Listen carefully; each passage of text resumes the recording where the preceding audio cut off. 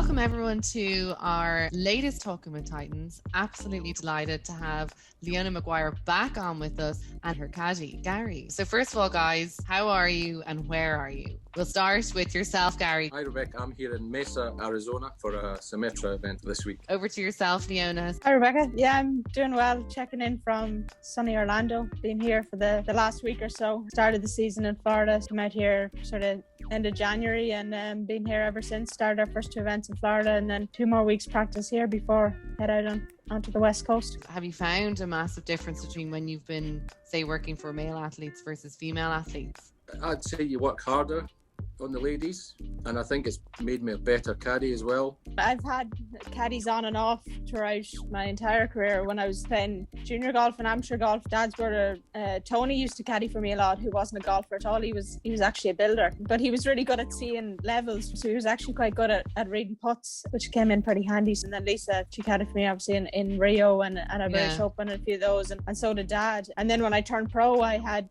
a few different caddies, had some local caddies at ShopRite, my first event. My first few events in Symetra, it was all sort of local caddies and just figuring out what I liked and didn't like. It was definitely a bit of an adjustment at the start because going from college golf, we had no caddies at all. The coaches could walk alongside us. So it was definitely a change going to have a caddy sort of there all day, every day. I had an Irish caddy for the first half of my year in Symetra in 2019. We won twice and he had some really good experience there, and that didn't work out. And then had a few different caddies along the line for the second half of 2019. And then Gary sort of came along at the start of last year, and it's been working well since. So for anyone who I suppose doesn't necessarily understand exactly what a caddy does, can you talk us through that, Gary? Most people think that it's just carrying a golf bag and pulling golf clubs, but it's a lot more than that. I think there's a lot of sports psychology involved, and I think that it helps when you know the player and you've been with the player for a long time, because I know Leona's strengths and weaknesses. I know what she's like. I can read her a bit better now after a while. You know, I know when she needs to be brought up and also brought down sometimes. I mean, my job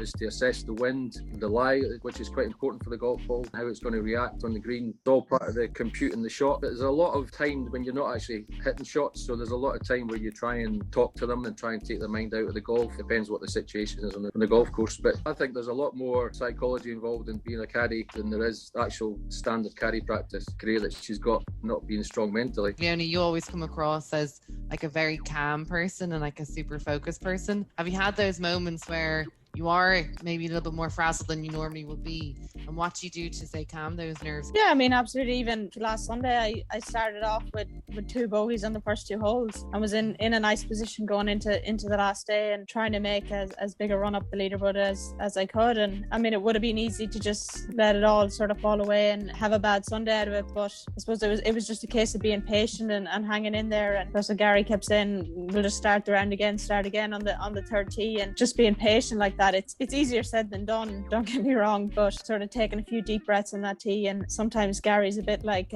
Father Jack out of Father Ted. He'll hand me the ball and go drink just to try and calm me down, and just take a few moments of usually when I see the bottle coming, I'm knowing I'm maybe getting a bit too fast, or he'll hand me a Kinetica bar or something to try and get me to eat something to slow me down. Gary, you were talking about last year versus this year. How formal is that process when you are doing that reflection piece? It's very informal. I think last year, I would emailed Shane after, I think we did a few events in Australia. We realised that the irons probably weren't what they should have been, so they worked on it together. Leona and I sat down a couple of times last year and just went through lists, which is, I think it's great, because it's quite easy as a player and a caddy to just fumble through, and something that could really annoy them that I'm doing could just fester and keep going, and then it just builds to a crescendo where, they say, oh, that's it, I can't stand it anymore, and then you split up. It's like any relationship, really. You're better just to talk, and it's such an important thing, communication on the course and off the course, I feel, for improvement. There's no point staying still and just keeping quiet. You need to speak up, I feel. Can it be more so that you might be giving feedback at the wrong time or something, Gary? Or what can caddies do that can be annoying, basically, is the question. I think the worst one is to tut. That's the worst one. Okay. Yeah, I've heard that before, but like, not experienced caddies wouldn't do that, but local caddies, and if a player misses a putt, you'll just hear try and stay positive and try and say positive things. If you say negative things or talking about certain things that have gone in the past, so you just stay positive, really. Leona, what have you learned in terms of Gary and how has it impacted how you've been playing? He's a very hard worker, which is something that I admire a lot. One thing he does is whenever I have an afternoon tea time, he goes out and he'll have a look around and see how the course is playing that morning and see maybe how the balls are landing on the greens, how things are reacting. Yeah, it's like Anthony, you sort of build up that trust and communication, like you said, is key, especially a lot last year, just the way that everything worked out, the fact that we had to stay in the bubble and travel and at the course all day, every day and all of that. And yeah, I suppose you just figure out what works, what doesn't work, and just fine tuning things, working out sort of strategies on the golf course.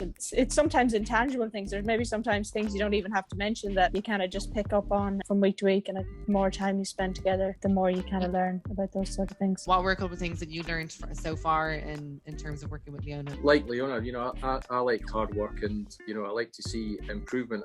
Players previously that I've worked with just keep doing the same thing, just repeating the same mistakes every week. I think Leona realised last year that she had to improve on probably length of the tee. She realised that it was a bit of a disadvantage and the height of her irons and stuff like that. So she's a bit like me. She's quite analytical, and that she realised that these were the things she had to improve on, and that she's done it. So she's been playing for such a long time, but she's always striving to get better, which is something I like as well. I think it's very, very important in golf. The world number one, you're still wanting to improve on stuff. You see it all the time with golfers, and it's better to stay still. Your swing speed was something that you were working on. Is that correct? Yeah, that's something I've been sort of working towards over the last year or so, but we really ramped it up sort of at the end of last year, getting in the gym and then making certain few tweaks with Shane. I had about a month at home. It was time that we would just focus on a little bit more of that strength work and speed work, and we planned it out pretty methodically. It started off about 92 miles an hour before Christmas, and there the other day I got over 100 for the first time, which was nice to see. And we've done it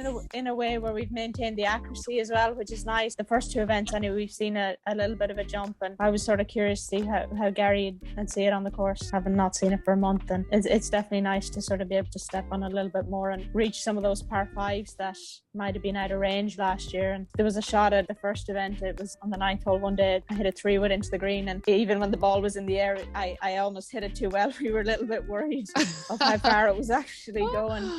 Those sort of little tweaks definitely help, and I suppose you can do two things. You can kind of complain that you're not long enough and that the golf courses are too long, or you can do something about it, and that's kind of what we did, took it into our own hands a little bit. And in terms of, say, that strength training, can you talk us through a little bit of that? I was in the gym 4 times a week. I was a little sore. She put me on creatine for the first time. Oh, and how did you find it? Yeah, it was a little different, but it helped a lot. It wasn't something that I had thought about taking before, but we put on 4 kilos over the winter. She had me on a mix of Oaken and creatine. Oh, wow. Yeah, it definitely helped. It's an all-rounded approach, making those tweaks with Shane, with my clubs, my swing, in the gym, and then getting the nutrition to all blend in. So the entire team that was sort of working off the same page to try and make those small gains that kind of added up to something a little bit bigger then. Gary, have you noticed when you've worked with different nationalities, is there a difference in terms of their approach to the game? Definitely. I think the biggest thing is probably the language barrier, because they obviously don't get my jokes, so that doesn't help. I don't get them either, but it's fine. Yeah.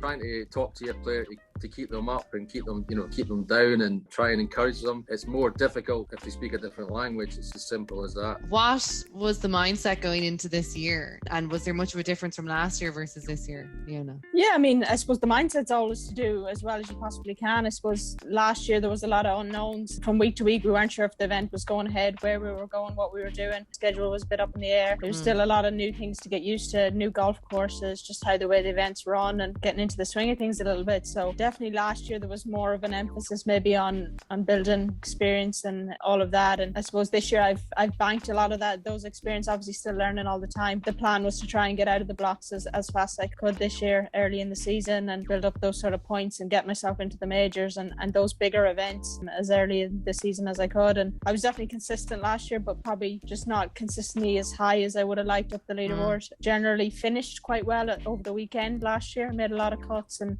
moved my way up the leaderboard. I suppose was working on trying to get those first 2 rounds a bit better this year, and thankfully I've done that in the first 2 events so far, so just try and build on that momentum. It's been incredible to watch as well. And then Gary, let's fast forward to the end of the year.